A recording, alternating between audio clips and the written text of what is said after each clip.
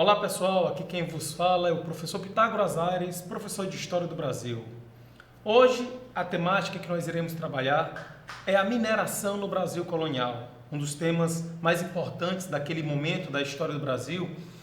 E é bom lembrarmos que desde o primeiro momento em que os portugueses aportaram nessas paragens, eles já lançaram um olhar de cobiça, de busca por metais preciosos. Desde o primeiro momento, o olhar do europeu sobre essas terras era um olhar metalista. Eles queriam descobrir riquezas, e é claro, das riquezas e potencialidades que essa terra poderia oferecer, sem dúvida nenhuma, um dos desejos que mais aguçava a cobiça dos europeus era o desejo por metais preciosos.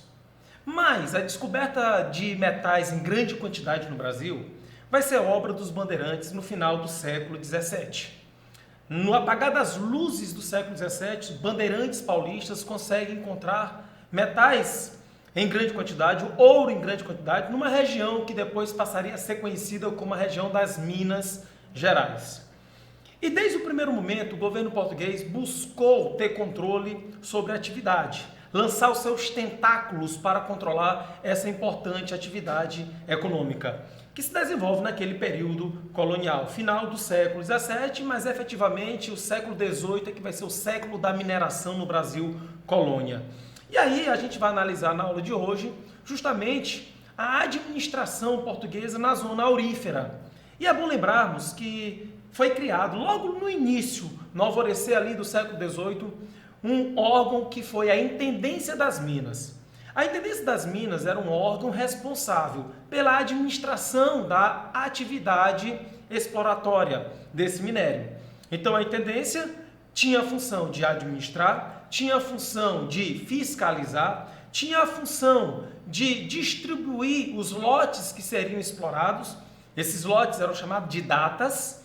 E, claro, um dos principais objetivos da coroa portuguesa em controlar essa região, essa atividade, era justamente a arrecadação.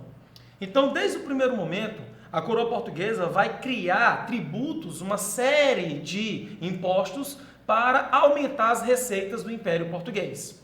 Foram vários impostos. O mais importante e conhecido deles foi o quinto. O quinto que correspondia a 20% de todo o ouro encontrado. Mas haviam outros impostos, captação, que era um imposto que recaía sobre a cabeça de cada escravo, e se porventura um homem livre não tivesse escravo, ele pagaria o imposto, certo, sobre sua cabeça. Havia os impostos de entrada, que eram os impostos que recaíam sobre a comercialização, a entrada de produtos que seriam vendidos na região das Minas.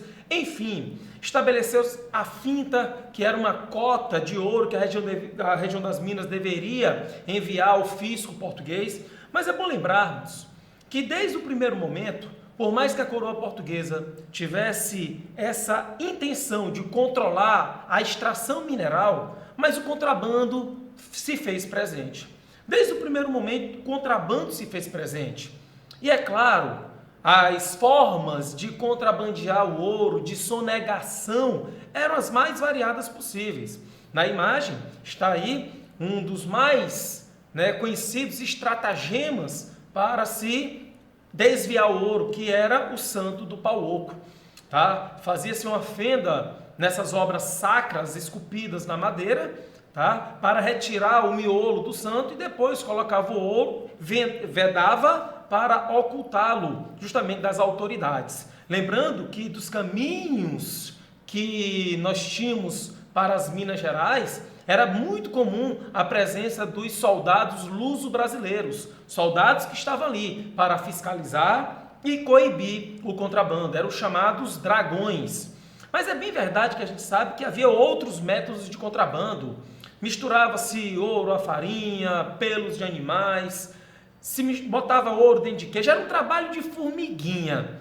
E essa quantidade muito grande de contrabando, e uma ressalva que eu faço aqui, é por isso que os historiadores hoje têm muita dificuldade em quantificar quanto ouro o Brasil produziu no período colonial. Por que razão? Porque o contrabando foi muito eficaz. E muitas vezes mais eficaz do que a própria fiscalização.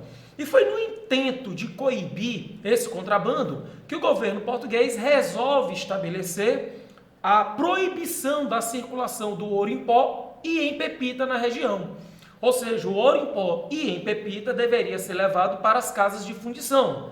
Eram locais onde o ouro era fundido, era derretido, portanto, transformados em barras, em lingotes. Um exemplo está aí na imagem.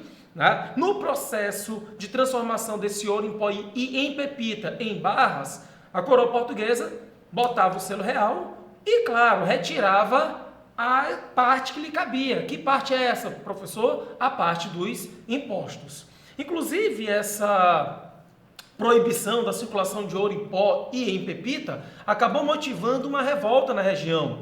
A revolta de Vila Rica ou revolta de Filipe dos Santos, que foi uma revolta dos mineiros contra justamente essa proibição, contra as casas de fundição.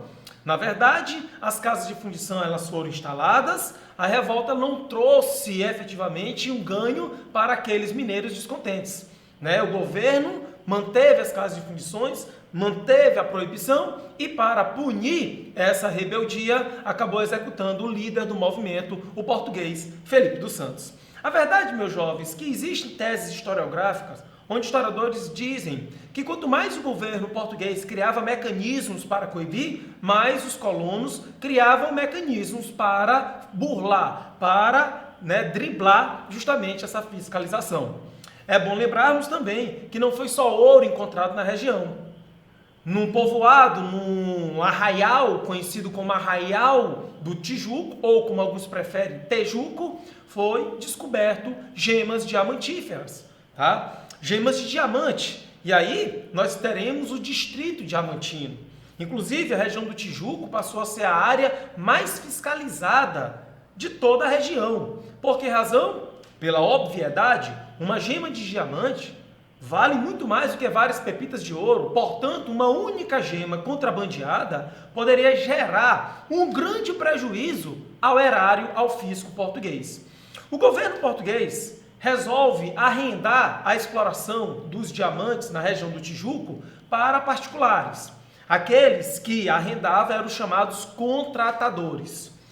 Ao longo de vários tempos, vários anos, várias décadas, nós tivemos vários contratadores. O mais famoso deles foi João Fernandes, que acabou se tornando não só o mais rico dos contratadores, aquele que administrava a exploração diamantífera, mas ele também ficou conhecido por causa do romance que teve com a escrava, que depois que ele a conhece, compra e alforria, tá? E passam a ter um romance, passa a viver um romance que dura mais ou menos 1,5 décadas.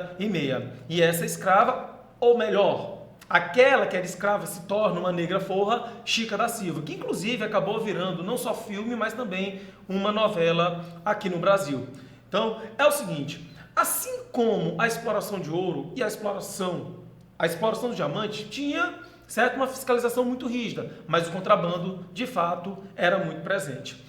É bem verdade que quando a área diamantífera começa a mostrar sinais de decadência e de declínio, o governo português passa a assumir, a partir de 1771, a exploração direta dos diamantes. Aí deixa de ter o arrendamento aos contratadores e você vai ter a chamada real extração.